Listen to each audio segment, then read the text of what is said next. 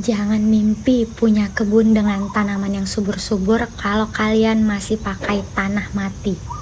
Untuk kalian yang hobi berkebun di rumah memanfaatkan wadah tanam seperti pot dan polybag, sebaiknya kalian harus memperhatikan media tanam yang kalian pakai. Jangan sampai kalian pakai tanah mati. Hah, memangnya media tanam bisa jadi mati? Tentu, media tanam yang kita pakai bisa menjadi tanah mati karena nutrisi-nutrisi sudah diserap oleh tanaman sebelumnya. Selain itu, media tanam bekas pakai juga mengandung bakteri patogen yang bisa menyerang tanaman baru.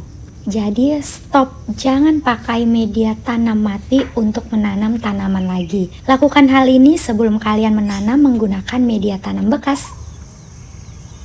Hai Lestarian, ayo manfaatkan lahan. Assalamualaikum. Aku akan membagikan cara mengolah media tanam bekas pakai jadi subur kembali, paduan lengkap kebun organik. Tapi sebelum itu jangan lupa untuk tekan tombol subscribe, like, dan komen video ini ya, supaya nanti channel ini bisa berkembang dan terus membagikan tips berkebun organik di pekarangan rumah, khususnya di dataran rendah. Wadah tanaman yang kecil memiliki waktu produktif yang lebih sedikit pula. Itu sebabnya jika tanaman yang cepat panen bisa digunakan wadah tanam yang kecil. Sementara jika tanaman yang lama panennya misalnya 3 bulan atau lebih, itu bisa memakai wadah tanaman yang lebih besar.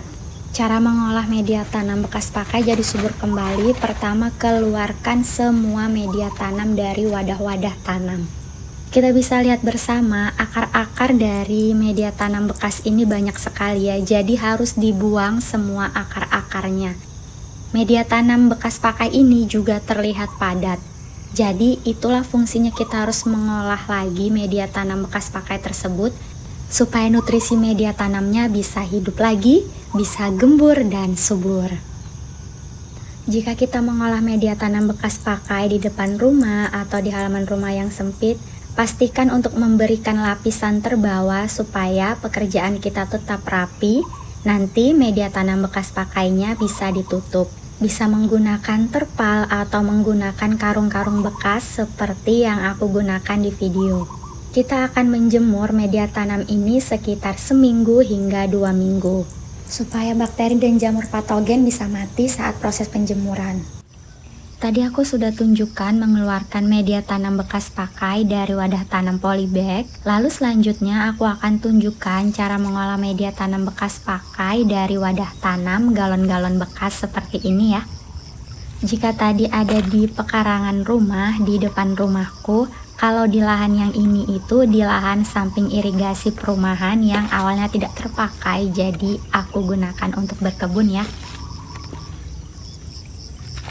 Sewaktu video pengolahan media tanam bekas pakai ini dibuat, ini masih masuk musim hujan, jadi kalian bisa lihat sendiri media tanam bekas pakainya yang berada di galon bekas terlihat sangat keras dan sulit untuk dikeluarkan dari galon bekasnya. Jadi terlihat butuh perjuangan sekali untuk menanam di wadah-wadah tanam seperti ini, tetapi itu tidak masalah karena sudah menjadi hobi berkebun di rumah. Memanfaatkan apa yang ada daripada lahan ini juga menjadi ya seperti hutan.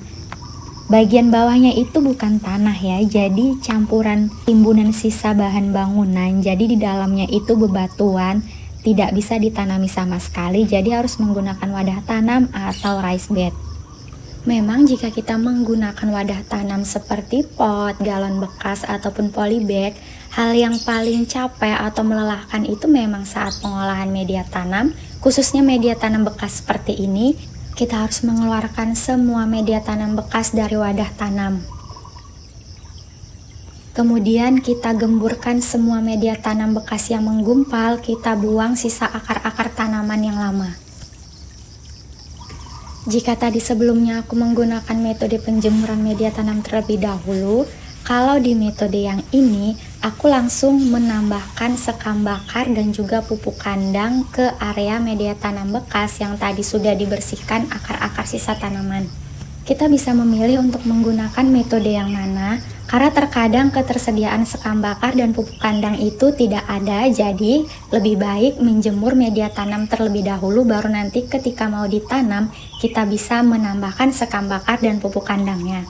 Kalau di yang metode kedua ini, kebetulan aku ada sekam bakar dan pupuk kandangnya, jadi aku langsung tambahkan di media tanam bekas tersebut.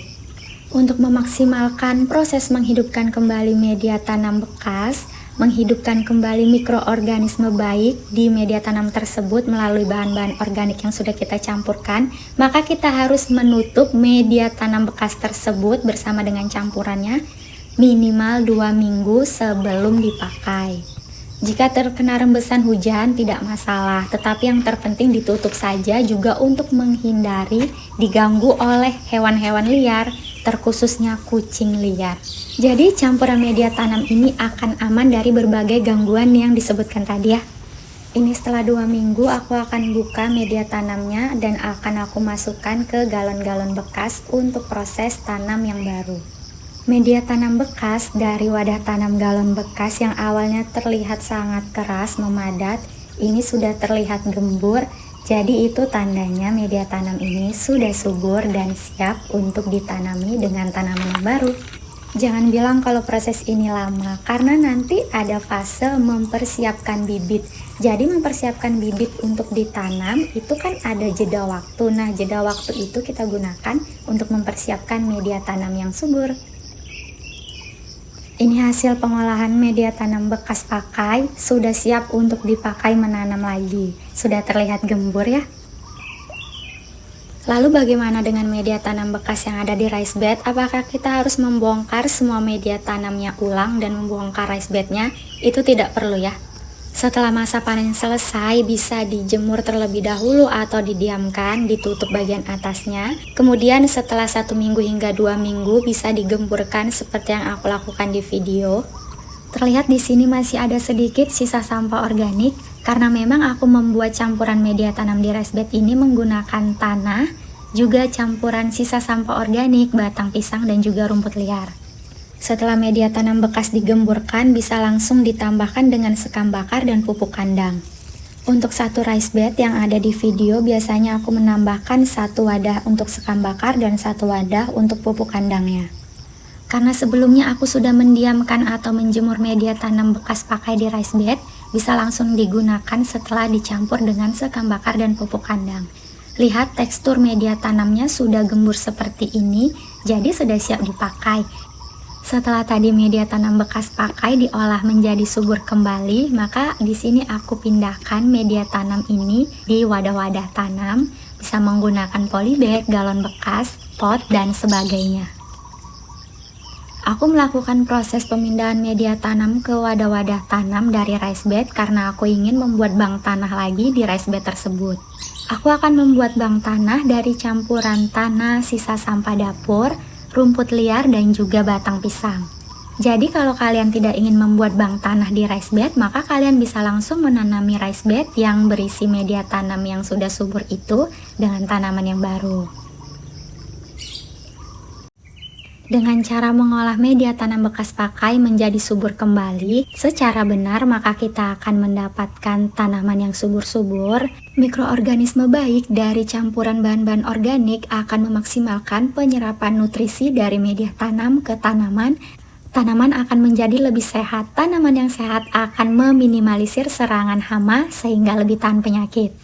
Terima kasih untuk kalian yang sudah menyimak cara mengolah media tanam bekas pakai jadi subur kembali. Jangan lupa subscribe channel ini untuk kalian yang baru menemukan channel ini. Sehat selalu untuk kita semua, dilancarkan rezeki untuk kita semua, bahagia kaya raya. Assalamualaikum.